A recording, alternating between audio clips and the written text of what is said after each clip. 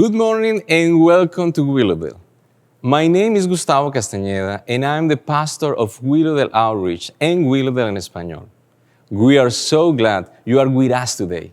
And if you are new with us, we want to get to know you. So please visit our website and fill out our I'm New card. It's beginning to look a lot like Christmas. Wasn't that fun seeing so many of our families preparing for Christmas? Thank you so much to everyone who submitted pictures. As we all know, this Christmas feels very different, but we want to do our best to make it as special as we can. So not only do we have our online Christmas Eve service that will be full of great music and teaching, available for you at noon on December 24th, we are also still planning to host an outdoor Christmas caroling and devotional, weather permitting, in the parking lot of both campuses to celebrate the birth of our Savior. Bundle up well or stay warm in your car as we gather outdoors to light the dark with singing, scripture, a brief devotional, and we will even have glow sticks. There will be dedicated areas to stand socially distant with masks, as well as reserved space in the parking lot for those who prefer to stay in their car. So come out to our Generousville campus at 5 p.m. on December 23rd, or our Kennett campus on December 24th at 4 p.m. in Spanish and 5 p.m. in English. We hope you will join us. And just a quick reminder that during the month of December, we want to make an extra effort to support those who are struggling. We will be dedicating every dollar contributed to our care fund to purchase groceries and gift cards. This will be distributed to families both inside our church and in our community who are struggling this holiday season. If you've never given to the Care Fund, you can do so online, or mail, or drop off a check and just indicate Care Fund in the memo. Let's come together as a church and be a light to others this season. Then join us to keep worshiping the Lord today.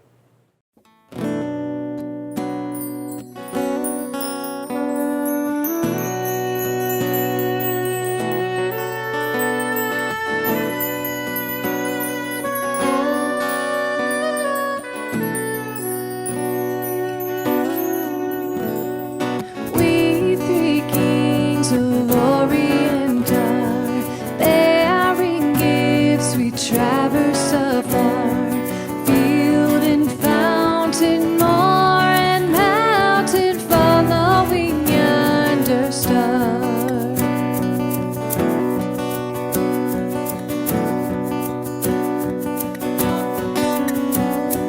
Born a king on Bethlehem's plain, gold I bring to crown him again, king forever.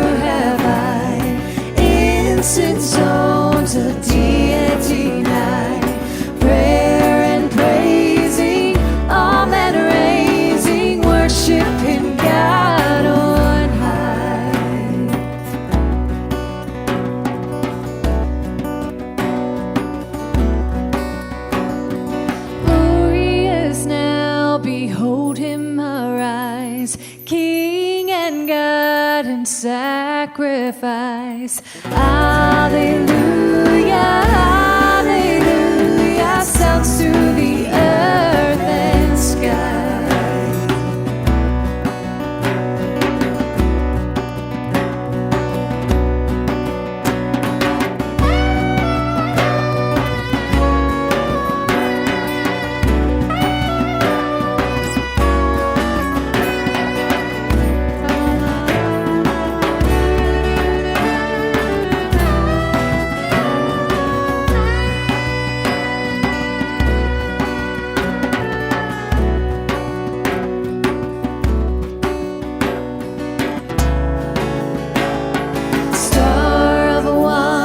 star of night, star with royal beauty bright, westward leading, still proceeding, guide us to thy perfect light. Westward leading, still proceeding, guide us to thy perfect light. Hi everyone, my name is Johnny Johnston. I am the campus pastor at our Jennersville campus. So glad that you are joining us here today. Well, we made it. It is the fourth Sunday in Advent. You can see all 4 candles are lit, and we have been marching through our series, Light the Dark, which is based off of the verse from John 1:5. The light shines in the darkness, and the darkness has not overcome it. So these last 3 weeks leading up to today, we have talked about these 4 words that churches and people talk about during Advent all over the U.S., really all over the world. The first week we talked about hope. The second week we talked about love. Just last week we talked about joy. And today we talk about, I think you can guess, peace. Now, I feel like I say this every time I talk about peace, but it feels even more appropriate right now in this moment that whenever we talk about peace, so many of us would say, yes, please, I would love some peace in my life. I would love some peace in our world. I think we would all agree on that. But something that always comes to mind when we think about peace as human beings is that we often think about peace from an outside-in perspective. And here's what I mean by that. That we think that if our outside circumstances, that if certain things were eliminated, or if maybe certain things were added, or if there was no arguing, or if there was no turmoil, or if there was no whatever, these outside situations, if they were gone, then maybe we would have peace inside. But when we talk about peace, really when the Bible talks about peace, it talks about it from a very different perspective. It actually talks about peace really from the inside out. That because we have peace on the inside, peace from Christ, that therefore it does not matter what our external circumstances are. They might not be great, they might not be ideal, they might not be perfect, they might not feel very good, but we can still have a peace, and this peace that comes from Christ. Now, how many of us would put our hands up and say, yeah, I'd like some of that? Now, as we talk about peace, we want to understand exactly what it means, especially what it means for us to experience it from the inside out. So in order for us to understand peace in this way, we have to go back to the beginning. And when I say the beginning, I mean like the beginning. Like, let's go back to Genesis. Genesis chapter 1, what we see is God is creating the world. And what happens is God speaks and things happen. He says, let there be light, and there is light. And he separates the light from the darkness. Now hold on to that because that's really important, especially when we talk about a series called Light the Dark. He makes day, he makes night, there's the sun, there's the moon, there's the earth and the sky and the sea and the land and plants and animals and vegetation and all of these different things. He even makes human beings. And after each day, he says it's good. And after the sixth day, he says he looks at everything he created and says, behold, it is very good. Everything was great. Now, biblical scholars and really rabbis also use a word to describe what it was like back in this time. They use this word shalom. Now, we may have heard this word before. It's the Hebrew word for, can you guess? Peace. They say that there was this perfect shalom that existed in the earth at the beginning. That there was this perfect relationship between people and people. That there was no argument. There was this perfect relationship between people and ourselves. There was this perfect relationship between people and creation. We knew our purpose. They knew their purpose. And even most importantly, there was this perfect relationship between people and God. They knew who they were, and He knew who they were. And it was beautiful. Now, this word, shalom, this word peace, will often also get translated as perfection or completeness or wholeness, W-H-O-L-E, wholeness, that everything was there, everything was whole, everything was right, everything was perfect. Shalom, peace. Now, I don't have to work very hard to convince you to understand that this is not the world we live in now, right? Sin enters the world. It messes up every good thing that God created. It grabs onto it and twists it and perverts it and messes it up. And there's this brokenness of perfection. There's this no longer W-H-O-L-E wholeness, but now there's a whole, H-O-L-E, in the relationship between people and self, people and creation, and people and God. There is now separation. We no longer experience the peace like we were supposed to, like it was originally intended to be.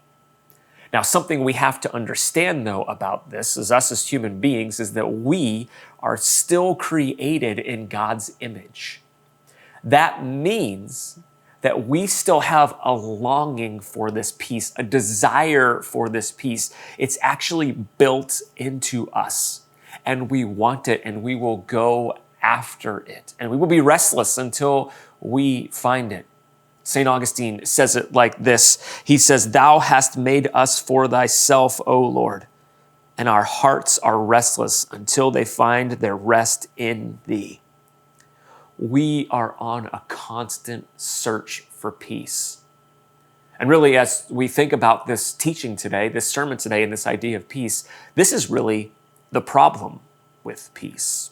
Now, the problem is not peace itself, and the problem is not that we long for it and we search for it. The problem is that our hearts are restless, and they will search and they will find and try and find, but we often look for peace in all of the wrong places. This is the problem that we run into when it comes to us thinking about peace. Now, this is often summarized and illustrated in the Bible in a bunch of different ways. And one of the ways that we're going to look at today actually comes from the Old Testament book of Isaiah. Now, this is a very familiar passage that we're going to get to in Isaiah 9 in just a little bit. And that's good, right? We want to read these familiar passages, these Christmas time passages. They're good, but oftentimes the familiarity means that we miss the message and we miss the understanding and how important these messages were. Now, to help us understand this passage, we're actually going to go back just a little bit before Isaiah 9 and get into Isaiah 8. Now, Isaiah is actually full of passages that are in the midst of warnings and judgments to God's people. God is sending messages to them. In fact, he's trying to get their eyes off of their current situations that they're living in and get their focus back on him. Now, in Isaiah 8, the end of Isaiah 8, it's written to this king named Ahaz, A-H-A-Z, and he is the king of Judah. And Ahaz is coming to a very important decision in his leadership, in his life. You see, there's this world power, Assyria, starts with an A, Assyria, and they're coming to take over. They're just dominating everyone.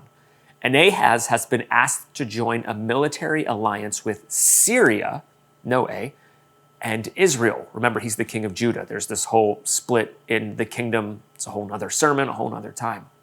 And Ahaz has to make this decision. Now, Isaiah has entered into the situation because God has told Isaiah to not form that alliance, to not go the way of the world, to not try and essentially create peace for yourself, but to trust in what God has already told him.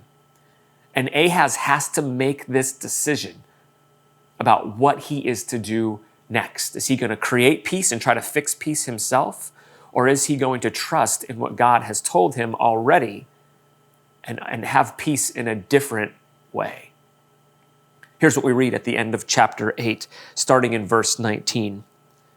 When someone tells you to consult mediums and spiritists who whisper and mutter, should not a people inquire to their God? Why consult the dead on behalf of the living? Consult God's instruction and the testimony of warning.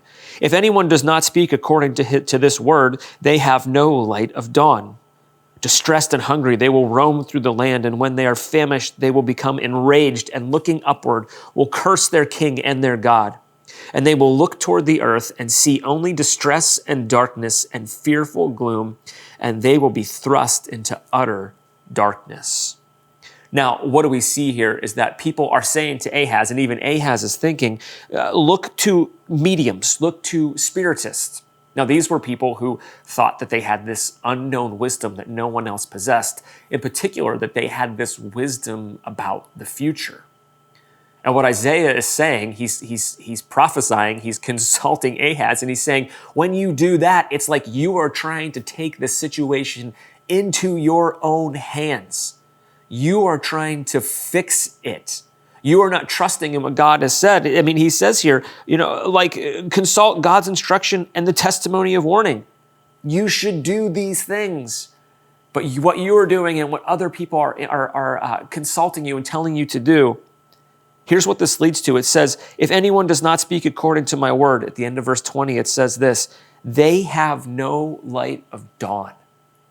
They have no light of dawn.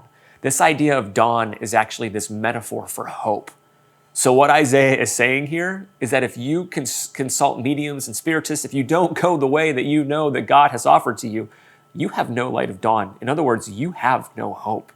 You have a hopeless future. And then what do they do when they do this? Isaiah warns them. He says, they'll be distressed, hungry. They'll roam through the land. They're famished. They'll become enraged and looking upward will curse their king and their God. Basically, what this means is that people have said, God, we don't want your intervention. God, we don't want your instruction. God, we don't want this testimony of warning that you are going to give us, that you have given us. And God, we're going to look to you and we're going to curse you. And then whenever we want intervention and nothing's happening, we're going to look to you and curse you. These people have withdrawn themselves from God, and yet they want his intervention whenever it fits them, whenever it suits them. Well, what happens to them? Verse 22, right? They'll look they'll look toward the earth and see only distress, darkness, fearful gloom, and they will be thrust into utter darkness. Darkness, darkness, darkness, evil. Ignorance. Now, we do this too, right? I mean, we want wisdom from God. We want peace from God. But whenever it's not coming maybe as fast as we like, or whenever it's not coming maybe in the way that we would like, we consult different ways. We try and fix it. We try and make things right. We look to different ways. And we almost act as if like, hey, like if I can get wisdom from God, great. If I can get wisdom from some other place, that will work out just as well. You see, the problem is we want peace, but we look for it in humans. We look for it in human systems. We look for it from other people. We look for it in our jobs. We look for it in our families. We look for peace in all of these other places. And yet, we will not find it. Our hearts are restless because we look for peace. You see, this is the problem with peace. We search for it, but we search in all of the wrong places. But the beautiful news is, the good news is that while this is the problem with peace, this passage that we're going to continue on here with this morning also has a promise. What is the promise that comes with this passage? Isaiah 9:1. Nevertheless, there will be no more gloom for those who were in distress.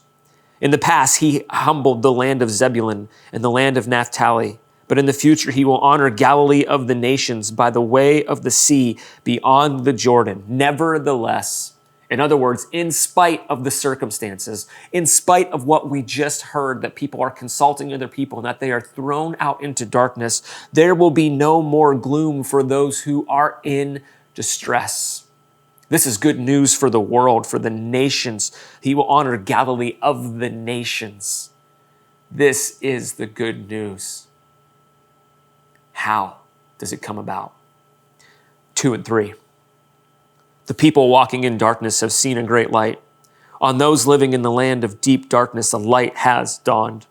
You have enlarged the nation and increased their joy, and they rejoice before you as people rejoice at the harvest, as warriors rejoice when dividing the plunder. Now, this is our familiar Christmas passage, right? Those people walking in darkness, the people walking in darkness, they have seen this great light. There was darkness, and now they have seen this great light. Go back to the imagery in creation, the story of creation, right? That God spoke, and there was light. Who else in the creative capacities that they have would be able to speak light into such darkness that we just read about? Only God. This light has been shined. It is shining on the people. Those living in deep darkness, now come with the language, right? The light has what? It's dawned. Remember, dawn is hope. They now have this hope. They now have this future because God has lit this light.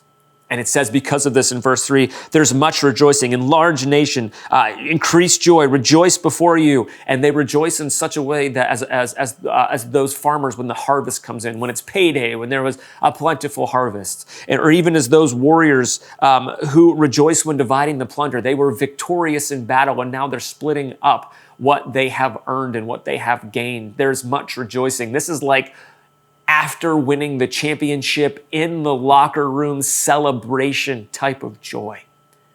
But it's so much more than that.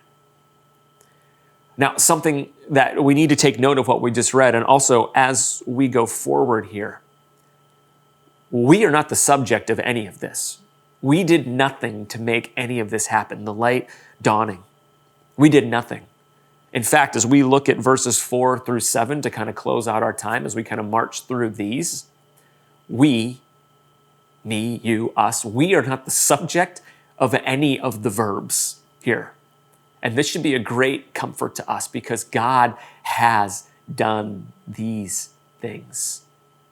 Look at what it says in verses 4 and 5. For as in the day of Midian's defeat, you have shattered the yoke that burdens them, the bar across their shoulders, the rod of their oppressor. Every warrior's boot used in battle and every garment rolled in blood will be destined for burning, will be fuel for the fire. Now, there's two really important historical references here at the beginning in verse 4. I had it right. Verse 4 starts talking about Midian's defeat. Go back to the book of Judges. Midian was defeated by Gideon. Now, Gideon the story is just amazing. Gideon wasn't this like crazy, mighty, amazing warrior. Gideon was actually called by God when he was in hiding. And then after Gideon actually answered the call, Gideon's army was dwindled down to 300 men. And because of God's intervention and the way that God moved and the way that God acted, those 300 men defeated an entire army. It was what God did, not what Gideon did. And then the other language that gets used in chapter 4, right? It says the yoke, the burden, the bar across their shoulders, the rod of the oppressor. This is slavery language. Any good Israelite, any good Jew would hear these words and they would think Egypt. They would think our ancestors in slavery, and God is the one who broke them out of slavery, who delivered them and took them across the Red Sea. And even though they wandered in the desert, brought them into the land flowing with milk and honey, into the promised land. You see, there is victory in what God has done, not in anything that we can do or what any of the people have done. God is the one who does these things, who shines the light into the darkness, who provides the dawn, who provides the hope. So much so that in verse 5 it says, every warrior's boot used in battle, right? And every garment rolled in blood, throw it in the fire. It's just fuel for the fire. Warrior's boots, garments used for fighting, military tools, all those things that you would use in battle, throw them in the fire. You no longer need them. Do you know why? Because there is peace. This is amazing because the battle's already been won. But essentially what's happening is that God is inviting us onto the battlefield after the battle's won, after there's already been victory. We get to share in the spoils. We get to share in the victory, even though we have done absolutely nothing. This is like whenever our favorite team wins a game or wins a championship and we say, we won, even though we had absolutely nothing to do with it. We are victorious because of God. Now, perhaps the greatest part of the promise of all and how this whole thing makes sense and how this whole thing is accomplished. Verses 6 and 7, and this will sound very, very familiar to us this Christmas. For to us a child is born, to us a son is given, and the government will be on his shoulders, and he will be called Wonderful Counselor, Mighty God, Everlasting Father, Prince of Peace. Of the greatness of his government and peace, there will be no end. He will reign on David's throne and over his kingdom, establishing and upholding it with justice and righteousness from that time on and forevermore. The zeal of the Lord Almighty will accomplish this. Come on now. To us, a son is born. A child is born. A son is given. The emphasis here is so easy for us to make it on us. The emphasis here is on the son. The emphasis is on the child. How do we know this? Because of the names that are also given to him, that are ascribed to this child, that are ascribed to Jesus. We're told that he is the Wonderful Counselor. What do we know about counselors? Any counselor worth their salt does two things really, really well. First, they have a sense of empathy. They make you think and they make you understand that they're human. And they feel with you. They feel for you. They enter into the situation and they build trust because they have empathy. It's easy to share with a good counselor. But a good counselor doesn't just leave you in that space, because the other thing that a good counselor does is that they know what you need to do to help you get better, to move you down that road. And this child, this son, our Jesus, is the Wonderful Counselor who sympathizes and empathizes with us, but also doesn't leave us there. He shows us the path that we should go on to get better. He leads us to peace. Not only is he the Wonderful Counselor, we're also told that he is the mighty God. Yes, he is mighty. He is the God that will fight for us, will fight on our behalf. Remember, the battles are already won. We get to walk onto the battlefield victorious. We get to be a part of the victory parade. We shout for joy because our mighty God has fought for us. But not only is our God mighty because he fights for us and we can be with him, he's also mighty because he enters in, again, like that counselor, into our situations. He comes along with us and knows what it's like to be us. He does not let his mightiness take him away from us, but he uses that to come to us. Not only is he our Wonderful Counselor, not only is he our mighty God, he is the Everlasting Father. And what does an everlasting Father provide?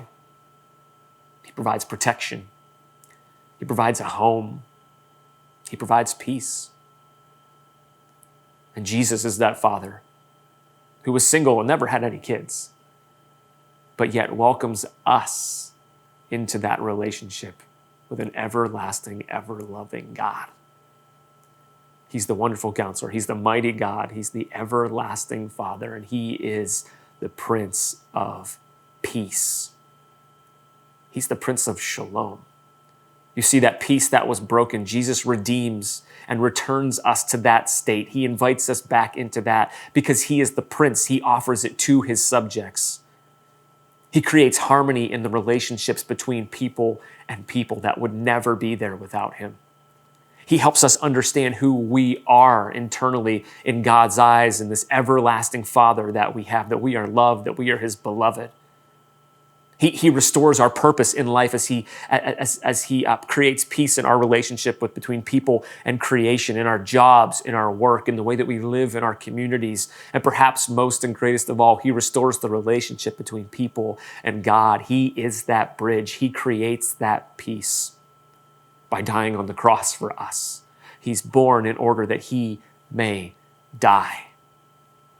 He is the Prince. And the best news is that when we believe in him, when we trust in him, we have this for how long? How long? Forever, right? Verse 7 says this: of the greatness of his government and peace, there will be no end. The promise is kept. The line of David is upheld. Jesus, this child, the son who was born, he will do these things. And how will he accomplish it? The zeal of the Lord Almighty will accomplish this. It's nothing that we do. We have this peace because we have a Prince who offers it towards us. Now, the question you should be asking yourself, or you might want to ask, is, well, how do we have this peace? How can this peace be ours? Well, the first thing you have to do is that your heart is restless. It's searching for it. It's searching for something. It's searching for this peace. You kind of wonder what you're looking for all your life. This is what you're looking for. This restorative peace that restores your relationship with God. So the first thing you do is stop looking for peace in the wrong places. Stop trusting in other things. Stop trusting in humans and human systems. Trust in Jesus. Trust in this Prince of Peace. This only comes through Christ. You see, only He can bring wholeness. Only He can bring our relationships. Only He can bring shalom to the world. He brings it to us. He brings it to our relationships. He brings it to the entire world. He is the one who brings us this shalom. So you get this peace by trusting in this wonderful counselor, this mighty God, this everlasting Father, this Prince of Peace, by believing in Him. And the beautiful thing about this is that He comes and lives with us. Our God is with us. Emmanuel, right? One of the other names for Jesus, God with us every single day. You see, this peace that we have from Jesus defies any external circumstances that we face ever. You see, this peace that we can have, that's offered to you, that is a gift that you have to choose to receive, is from Christ because He is the Prince of Peace. So the invitation for us today, the invitation for us this Christmas, is would you let Him reign in your hearts? Would you let the Prince of Peace, the everlasting Father, the mighty God, the wonderful Counselor, give you peace this year? Peace with yourself, peace with the world, peace with your relationships, and ultimately peace with God, knowing that you are His child, that you are His beloved. He is the Prince of Peace. May we know that a light has dawned in our lives. May we accept it. Amen. As we've been doing in our online services, we're going to move to a time of communion right now. Now, we talk about peace with God, and we've said this, but the only way we can have that peace is because Jesus, who was born at Christmas time, that's what we remember, that's what we celebrate, lived a perfect life and went to the cross on our behalf. We can experience peace, we can experience shalom because He is the bridge. He paid the price for the separation that we experience from God so that we can have that relationship restored. And when we hold the bread and we hold the juice, we remember the peace that is offered to us, that there is restoration because of Jesus. On the night Jesus was betrayed, He took the bread and broke it, saying, "This is my body broken for you. Take and eat."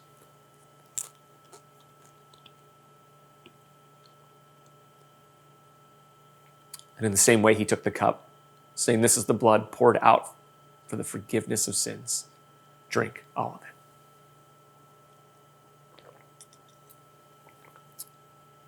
it." Amen.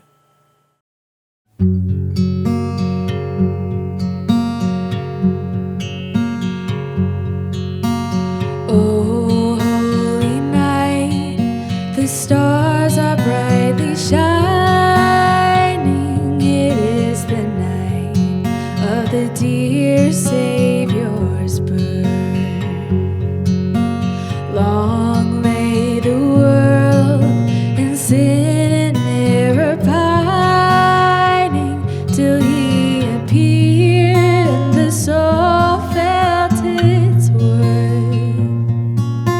A thrill of hope, the weary world rejoices, for yonder breaks a new and glorious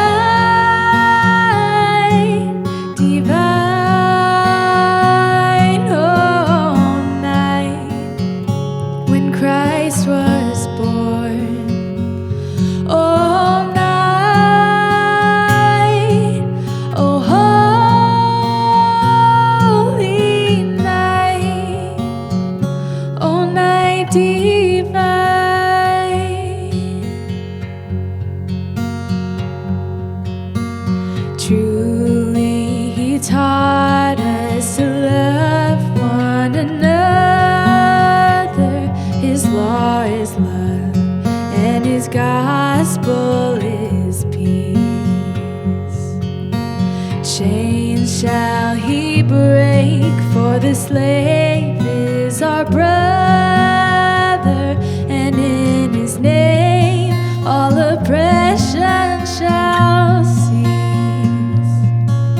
Sweet hymns of joy in grateful chorus raise, we let all within us praise his holy name. Oh, Christ is the Lord.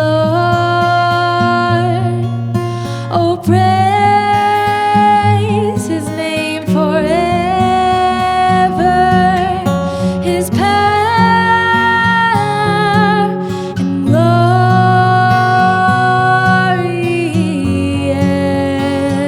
evermore proclaim. His power and glory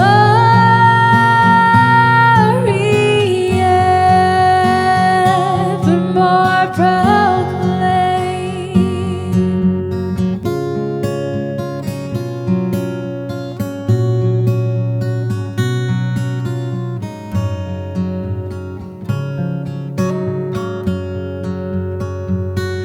All night,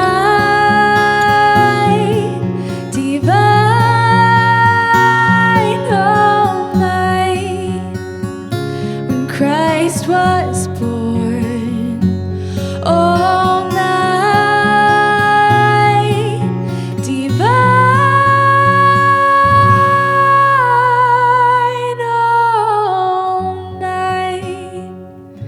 all night divine.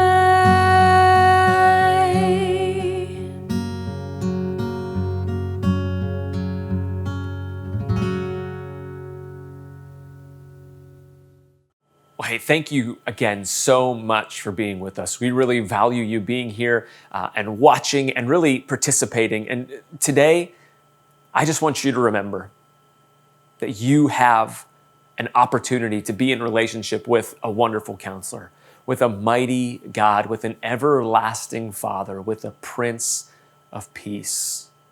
Would you welcome him this Christmas and every day? God bless you. Merry Christmas.